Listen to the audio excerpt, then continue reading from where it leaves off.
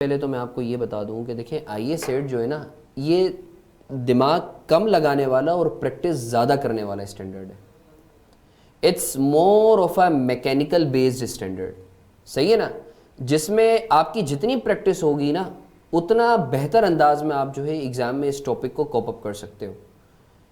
It's more of a format based standard. तो sir आईए set में जब आपके पास सवाल आएगा ना तो आप थोड़ा सा 1 मिनट के लिए परेशान हो जाओगे कि यार पूरा 1-1.5 पेज का सवाल है, बट अगर आपके फॉर्मेट पे ग्रिप होगी ना तो it would be very easy for you to tackle that question और रूल्स आपको याद हो। तो सर क्विकली बात कर लेते हैं। देखें यार, जब आप अकाउंटिंग करते हैं तो दो चीज़ें होती हैं, एक तो एस्टिमेट्स होते हैं और एक पॉलिसीज़ होती हैं, सही है ना। सर फॉर एग्जांपल डेप्रिसिएशन का रेट क्या होगा, डेप्रिसिएशन का मेथड कौन सा होगा, यूजफुल लाइफ कितनी होगी, रेजिजुअल वैल्यू, ये एस्टिमेट है। आप यू आर नॉट श्योर, अगर आपने एक एसी खरीदा है, सही है ना, एज अ बिजनेस, तो यू कांट से एक्यूरेटली कि भाई ये 5 सालों का ही बेनिफिट देगा, बट यू आर एस्टिमेटिंग यार 5 साल का बेनिफिट देगा या 10 साल का बेनिफिट देगा, डिपेंडिंग ऑन योर सर्कमस्टांसिस। तो सर सवाल ये पैदा होता है कि इन एस्टिमेट में अगर चेंज आता है तो how would we be accounting for that change. Similarly accounting policy, sir accounting policies आपके खुद के बनाए हुए रूल्स होते हैं under the ambit of IFRS. Estimate आपकी जजमेंट होती है, पॉलिसीज आपके रूल्स होते हैं।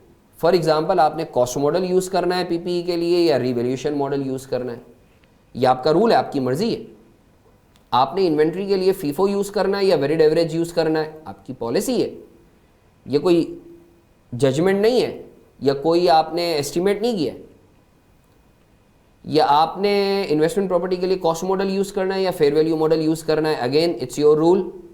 Obviously under the ambit of, under the boundaries of IFRS, obviously कोई आपको ये सा रूल नहीं बनाएंगे जो आईएफआरएस के अगेंस्ट हो। Similarly sir rectification of prior period errors.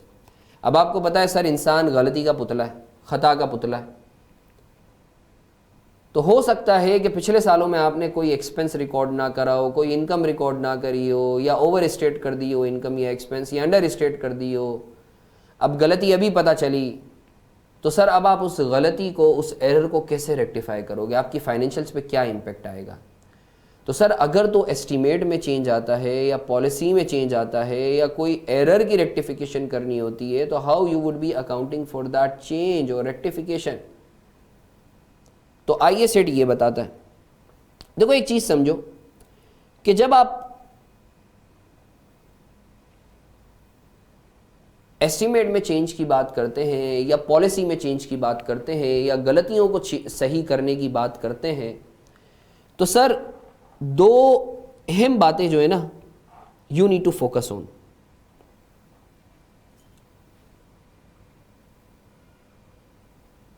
एक होता है प्रोस्पेक्टिव इंपैक्ट और एक होता है रेट्रोस्पेक्टिव इंपैक्ट। प्रोस्पेक्टिव इंपैक्ट का मतलब यह है कि आप पिछले सालों की फाइनेंशियल्स को नहीं छेड़ोगे, आप करंट ईयर और फ्यूचर ईयर की फाइनेंशियल्स में चेंज कर दोगे, गड़े मुर्दे नहीं उखाड़ोगे, जो हुआ सो हुआ। रेट्रोस्पेक्टिव इंपैक्ट का मतलब यह है कि आप पिछले सालों में जाके चेंज करोगे। This is called retrospective impact, as if कि वो चीज़ कभी थी ही नहीं या नई चीज़ हमेशा से थी, न्यू थिंग या न्यू पॉलिसी या जो भी है। तो सर याद रखें एस्टिमेट का हमेशा इंपैक्ट प्रोस्पेक्टिव होता है फाइनेंशियल्स पे। पिछले सालों की आपकी financials don't get changed, you only take the impact in the current year और future year. Retrospective impact means कि आप अपने पिछले सालों को भी रीस्टेट करेंगे। अब सर वो कैसे करेंगे, that is something different debate, वो हम लोग बात कर लेते हैं। सर सबसे पहले हम देख लेते हैं कि सर अगर पिछले सालों में कोई एरर्स हुए हैं तो उनको आप किस तरीके से रेट्रोस्पेक्टिवली जो है वो चेंज करेंगे, किस तरीके से एडजस्ट करेंगे। तो सर याद रखें, जब आप फाइनेंशियल स्टेटमेंट्स की बात करते हैं तो फाइनेंशियल स्टेटमेंट्स में जो है आपकी 5 चीज़ें आती हैं: SOCI, SOFP, सोशी statement of changes in equity, notes to financials और कैश फ्लो स्टेटमेंट। अभी कैश फ्लो स्टेटमेंट की मैं बात नहीं कर रहा, सही है ना, मैं बात कर रहा हूं बाकी के कंपोनेंट्स की, क्योंकि कैश फ्लो में इतना ज़्यादा एरर का इम्पैक्ट एज सच आता नहीं है। ये इन 4 जगहों पे जो है आपका इम्पैक्ट आता है, आपके P&L में, बैलेंस शीट में, आपकी चेंजेस इन इक्विटी में और आपके नोट्स में। तो सर ये फाइनेंशियल स्टेटमेंट्स के अंदर किसी भी एरर का या पॉलिसी का इन 4 जगहों पे, तो ये रूल आपने याद रख लेने हैं। पहले तो ये चीज़ समझ लें, रेट्रोस्पेक्टिव के अंदर का मतलब ये है कि आप अपनी पिछली बैलेंस शीट या फाइनेंशियल्स को भी चेंज करेंगे एज इफ कि ये गलती कभी थी ही नहीं। अगर एक गलती 10 साल से चली हुई आ रही है तो आप पिछले 10 सालों को रीस्टेट करेंगे। कैसे करेंगे, that is something different debate. अब एक केस बना लेते हैं, लेट्स से अभी मैं 2023 में खड़ा हूं। 2023 में मुझे पता चला पिछले 5 सालों से 22, 21, 20, 19, 18 में कोई एक्सपेंस था जो 500 से कम रिकॉर्ड करता था, गलती हुई थी।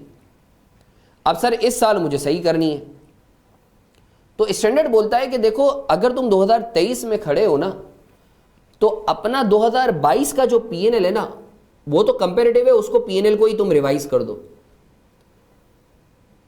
तो 2023 का अगर तुम बना रहे हो पीएनएल, तो 2022 जो है वो रीस्टेट हो जाएगा पीएनएल, क्योंकि तुम कंपेरेटिव दिखा रहे होते हो।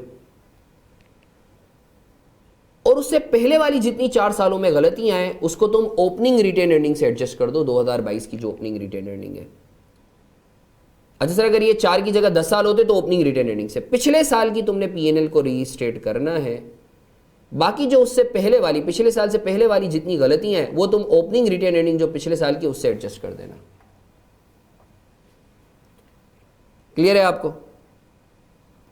अच्छा सर ये मैंने पहला प्रिपेयर एसओसीआई और इट्स एक्ट्रैक्ट्स। याद रखें जब आप एसओसीआई बना रहे होंगे तो पिछले साल की जो बनाएंगे उसके ब्रैकेट में रीस्टेटेड लाजमी लिख दीजिएगा। क्यों, वजह क्या है? सर जब आप एसओसीआई आपने ओरिजिनली 2022 की जब प्रेजेंट की होगी तो फिगर्स कुछ और होंगी।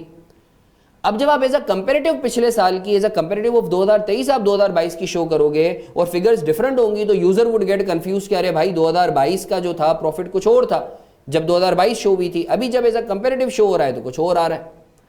तो just to avoid this confusion in the mind of user, what you do, you mention the word restated so that user can be satisfied कि अच्छा यार ये जो फिगर्स हैं इसमें कुछ चेंज आया है। he would get calm down कि अच्छा यार restated इसका मतलब है मैनेजमेंट से भंड नहीं हुआ, कुछ रीस्टेटमेंट आई है। दूसरा स्टेप, सर आप सोशी बनाओगे statement of changes in equity, या उसके एक्सट्रैक्ट्स अगर कम इंफॉर्मेशन है तो एक्सट्रैक्ट्स बनाओगे। और तो सर याद रखो जो आप सोशी बनाओगे वो आप 2 सालों की बनाओगे, सही है। पिछले साल के ओपनिंग से स्टार्ट करोगे और पिछले साल के क्लोजिंग पर आओगे और फिर इस साल के क्लोजिंग पर आओगे। तो जब आप पिछले साल की ओपनिंग, अभी मैंने आपको बताया ना, देखो पिछले साल में जो गलती थी 2022 में वो तो आपने एसओसीआई में चेंज कर दिया। अब पिछले साल से पहले वाली जो गलतियां हैं वो जो आपका रिटेन अर्निंग का ओपनिंग बैलेंस है आपने उससे एडजस्ट कर देना है, प्लस या माइनस कर देना है। अच्छा अब आपकी जो सोशी है वो भी रीस्टेट हो गई, तो स्टैंडर्ड बोलता है कि सोशी के अंदर अगर पिछले सालों में कोई रिवीजन आया है तो आपने उसके बैलेंस पे भी रीस्टेटेड लिखना है, so that user can get satisfied कि अच्छा यार कोई रीस्टेटमेंट आई है। तो ये सोशी। अच्छा सर इसके बाद एसओएफपी। एसओएफपी याद रखो आप 3 सालों की बनाओगे, एज ऑफ करंट ईयर का क्लोजिंग, प्रीवियस ईयर का क्लोजिंग और प्रीवियस ईयर का ओपनिंग, या दूसरी जबान में प्रीवियस के प्रीवियस ईयर का क्लोजिंग। भाई प्रीवियस ईयर का ओपनिंग यही हुआ ना, प्रीवियस के प्रीवियस ईयर का क्लोजिंग, जिसको टीचर्स बोलते हैं 3 कॉलमनर, 3 कॉलम बनेंगे बैलेंस शीट के।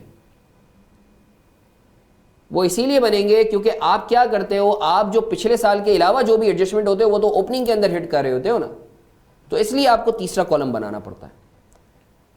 तो सर बैलेंस शीट में चूंकि आपने 2 पिछले सालों को रीस्टेट किया है तो उसको भी ब्रैकेट में आपने रीस्टेटेड लिख देना है। अच्छा सर आपने रीस्टेटेड तो लिख दिया, बट यूजर को बताना भी तो है कि रीस्टेटेड क्यों हुई है। तो उसके लिए आप क्या करते हैं, नोट्स बनाते हैं जिसमें आप एक्सप्लेनेशन देते हैं कि भाई क्या रीस्टेटमेंट आई है, क्यों चेंज आया है, इनकम या एक्सपेंस के अंदर कितने से चेंज आया है। तो सर आप एरर के नोट्स जहां रीस्टेटेड लिखते हो उसके लिए बनाते हो, एक पीएनएल के और एक बैलेंस शीट के। पीएनएल में आप 1 साल दिखाते हो पिछला साल, तो आप पीएनएल के लिए 1 साल की रीस्टेटेड जो है बताते हो कि क्यों चेंज आया है, और बैलेंस शीट के अंदर चूंकि आप 2 साल कंपेरेटिव दिखा रहे होते हो तो आप 2 सालों पे का आप बता रहे होते हो कि भाई कितने से चेंज आया है। तो सर इस तरीके से आपका जो है आईए सेट का सवाल एग्जामिनर पूछता है आपसे, या तो वो बोलेगा कि भाई कोई गलती हुई है और आप जो है इस गलती को जो है प्रॉपरली सॉल्व, आप बताओ कि आईए सेट के तहत कहाँ कहाँ इम्पेक्ट आएगा फाइनेंशियल्स में। ये बाज़-औक़ात एग्जामिनर क्या करता है, जो कि आजकल कर रहा है, कि वो statement of changes in equity बनाने के लिए देता है और बोलता है कि भाई जो भी आपका एरर का इम्पैक्ट है वो आप statement of changes in equity में बता दो, पीएनएल और बैलेंस शीट को छोड़ो। ठीक है ना। तो हो सकता है कि आपको ये 4 में से कोई भी एक स्टेटमेंट बनाने को मिले एग्जाम में, या 2 मिले या 3 मिले या 4 मिले, सही है, या फिर एक ही, जैसे statement of changes in equity का भी हम क्वेश्चन करेंगे, उसमें आपने जो है statement of changes in equity बनानी है और उसके अंदर जो भी आपकी गलती हुई है उसका इंपैक्ट आपने उसको सही करना है।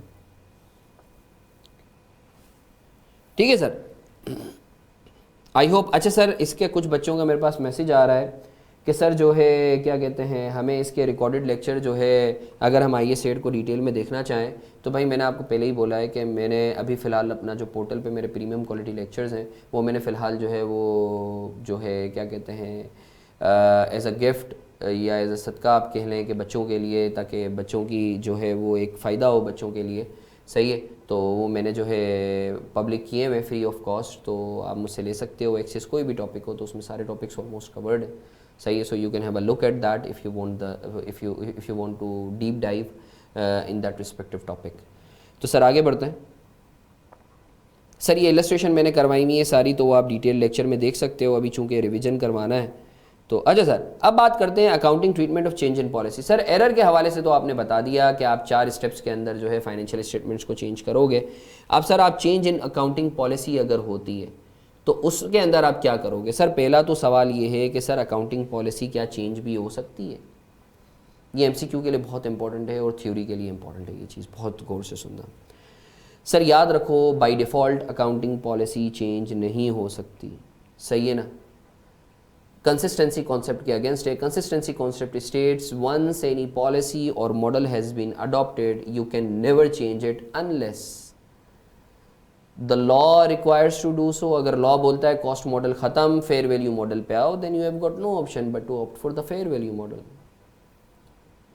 और you can justify that the new model is better than the previous one. अगर इन दोनों सिनारियों के अलावा कोई तीसरी बात है तो आप पॉलिसी को चेंज नहीं कर सकते। अच्छा इधर एक बड़ी इंटरेस्टिंग बात बताता हूँ, इधर एक बहुत इंटरेस्टिंग बात बताता हूँ मैं तुम्हें। मुझे बताओ, इस रूल के तहत जो मैंने आपको बताया है, क्या आप कॉस्ट से फेयर वैल्यू मॉडल पे जा सकते हो? अज्यूम कर लो लॉ इजाज़त दे रहा है, लॉ बोलता है दोनों सही है, क्या कॉस्ट से फेयर वैल्यू मॉडल पे शिफ्ट कर सकते हो? जल्दी से बताओ, क्या कॉस्ट से फेयर वैल्यू मॉडल पे शिफ्ट कर सकते हो? जल्दी से बताओ। जी बिल्कुल कर सकते हैं, बिल्कुल कर सकते हैं, because we know that in all cases fair value is always better than the cost model, क्योंकि वो करंट मार्केट एंटिसिपेशन बता रही होती है। अच्छा अगर आप फेयर वैल्यू पर हो, आप कॉस्ट मॉडल पे जा सकते हो।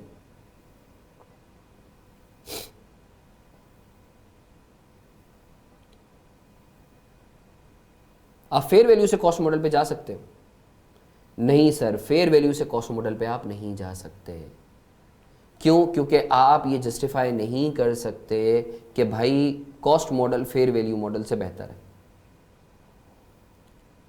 ये बहुत इंपॉर्टेंट चीज़ है, इसको याद रखना है। अच्छा सर, पॉलिसी में जब भी चेंज होगा तो रेट्रोस्पेक्टिव इंपैक्ट लेंगे, वही स्टेप्स हैं जो एरर के हैं, बस नाम का चेंज है, सही है। अच्छा sir, exception to the retrospective impact. Exception ये बहुत अहम चीज़ है, ये इंटरव्यूअर बहुत ज़्यादा पूछते हैं, सही है, और एग्ज़ाम में भी जो है ये आपसे पूछा जा सकता है, ये आपको सिनेरियो दिया जा सकता है। याद रखें, IAS 16 में कॉस्ट से रीवैल्यूएशन मॉडल पे जाना, this is change in policy, but आपको स्टैंडर्ड अलाउ करता है कि आप चाहो तो IAS 16 में, सिर्फ IAS 16 में कॉस्ट से रीवैल्यूएशन मॉडल पे जाते हुए प्रोस्पेक्टिव इंपैक्ट लो, रेट्रोस्पेक्टिव इंपैक्ट ना लो। सर इसकी लॉजिक क्या है, विजडम क्या है? इसके लिए मेरा तुम लोग जो है वो शॉर्ट क्लिप मैंने इस पर डाली हुई है, वो देख लेना। अभी फिलहाल एग्जाम पर्सपेक्टिव से ये याद रख लो कि अगर तो आप कॉस्ट से रीवैल्यूएशन मॉडल पे जाते हो IAS 16 में, तो रेट्रोस्पेक्टिव इम्पैक्ट लेना ज़रूरी नहीं है, आप चाहो तो प्रोस्पेक्टिव इम्पैक्ट ले लो। वो यही चीज़ मैंने यहाँ लिखी हुई है, सही है। अच्छा सर, अब स्टेप्स हम लोग देख लेते हैं चेंज इन अकाउंटिंग पॉलिसी के। सर वही 4 स्टेप्स हैं। आपने जो है पॉलिसी को ऐसे चेंज करना है एज इफ़ कि नई पॉलिसी जो है वो हमेशा से ही एप्लीकेबल थी। उसके लिए आपने एसओसीआई या उसके एक्सट्रैक्ट्स बनाने हैं। याद रखें पिछले साल के ऊपर रीस्टेटेड लिखना मत भूलिएगा। इसी तरीके से सोशी भी आपने जो है पिछले साल के ओपनिंग से स्टार्ट करनी है, और जो भी पिछले साल से पहले की जो है चेंजेस हैं वो आपने ओपनिंग रिटेन एंडिंग से एडजस्ट करनी है, सही है। और आपने जो है पिछले सालों का जो भी आप बैलेंस दिखा रहे हो उसके आगे रीस्टेटेड लिखना है। फिर आपने एसओएफपी बनानी है 3 कॉलमनर, 3 सालों की एसओएफपी आपने बनानी है, सही है। और जो है जो पिछले 2 साल आप दिखा रहे हो उसके आगे रीस्टेटेड लिखना मत भूलिएगा। इसी तरीके से जैसे आपने एरर के नोट्स बनाए थे वैसे ही आपने चेंज इन अकाउंटिंग पॉलिसी के नोट्स बनाने हैं, और उसमें आपने बताना है कि भाई अकाउंटिंग पॉलिसी में चेंज की वजह से क्या इम्पेक्ट आया है पिछले साल में जिसकी वजह से आपने रीस्टेटेड लिखा है, सही है। तो सर ये चेंज इन पॉलिसी पे हमने बात कर ली। अब सर एक बहुत अहम चीज़ है जो मैं आपको बताने के लिए जा रहा हूँ। I would like all of you to be focused here. Sir ये कुछ बेसिक सा रूल है, क्योंकि देखो फीफो और वेटेड, फीफो से वेटेड एवरेज से फीफो एग्जामिनर पूछ सकता है ये। सर याद रखो जब भी आप एक मेथड से दूसरे मेथड पे जाते हो ना, और क्लोजिंग स्टॉक अगर आपका बढ़ रहा है तो आपका प्रॉफिट भी बढ़ेगा और आपकी कॉस्ट ऑफ गुड सोल्ड कम होगी, एंड वाइस वर्सा। सिमिलरली अगर आप फीफो से वेटेड एवरेज या अदर वे अराउंड आप जा रहे हो और आपका क्लोजिंग स्टॉक कम हो रहा है तो प्रॉफिट भी कम होगा, यानी क्लोजिंग स्टॉक और प्रॉफिट का डायरेक्ट रिलेशनशिप है। सिमिलरली ओपनिंग स्टॉक का बिल्कुल उल्टा है, higher the opening stock lower would be the profit, and vice वर्सा।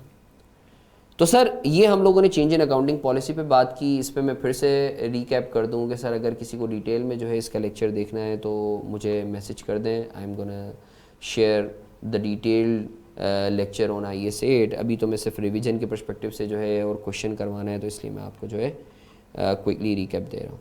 अच्छा सर, चेंज इन एस्टीमेट का प्रोस्पेक्टिव इम्पैक्ट होता है, आप जो है फ्यूचर में जो भी आपका इम्पैक्ट होता है आप वो इनकॉर्पोरेट कर रहे होते हो। फ्यूचर का आप पिछले सालों को नहीं छेड़ते, आप बस करंट ईयर और फ्यूचर का इम्पैक्ट ले रहे होते हो, ठीक है ना। तो change in estimate is very easy to tackle, तभी एग्जामिनर बहुत ज़्यादा कम पूछता है एस्टीमेट के हवाले से।